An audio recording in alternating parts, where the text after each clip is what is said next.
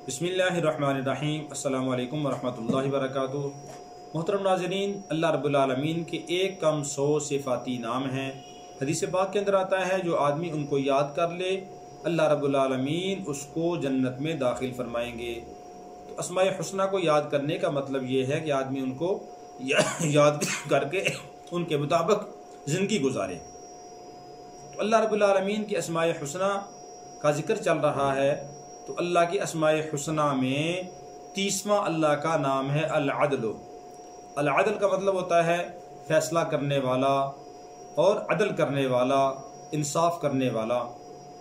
तो इसके 4 फ़ायदे उलमाए कराम ने लिखे हैं।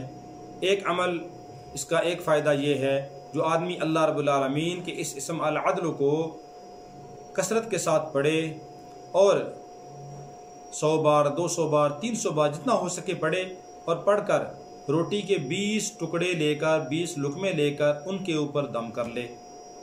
और शब जुमा का अमल करना सिर्फ ये शब जुमा के अंदर, यानी जो जुम्मे से पहले वाली रात है, जुम्मेरात के बाद और जुम्मे की से पहले, और 20 टुकड़ों के ऊपर ये दम करे और वो खा ले। अल्लाह रब्बुल आलमीन इसको हुब्बे तस्खीर नसीब फरमा देंगे। इसको दिलों के अंदर इसकी मोहब्बत को डाल देंगे। तस्खीर जो दिलों का मुसख्खर करना है वो अल्लाह इसको अता फरमा देंगे कि दूसरों के दिल उसके ताबे हो जाएंगे, दूसरों के दिल में इसकी मोहब्बत आ जाएगी, लोग इससे मोहब्बत करेंगे। शब जुमा के अंदर वो कसरत के साथ आप पढ़ लें, जितना हो सके 20 टुकड़ों के ऊपर दम करें, वो 20 टुकड़े आप खुद खा लें।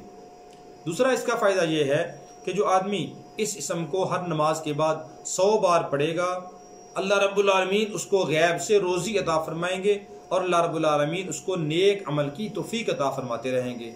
हर नमाज के बाद 100 बार पढ़ लें अल-अदलु अल-अदलु अल-अदलु।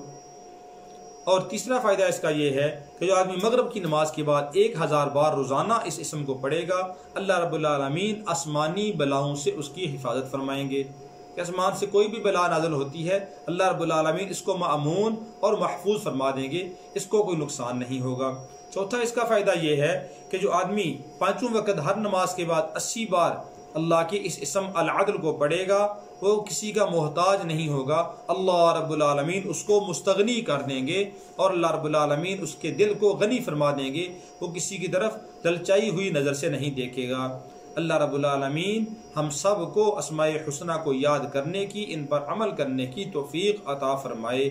जब भी अल्लाह का कोई इसम पढ़ें उसके शुरू में लफ्ज़ या लगा लें या फिर उसके साथ अलिफ लाम लगा कर पढ़ें। अल्लाह रब्बुल आलमीन हम सब को अमल की तौफीक अता फरमाए। अस्सलामु अलैकुम वरहमतुल्लाहि वबरकातुहू।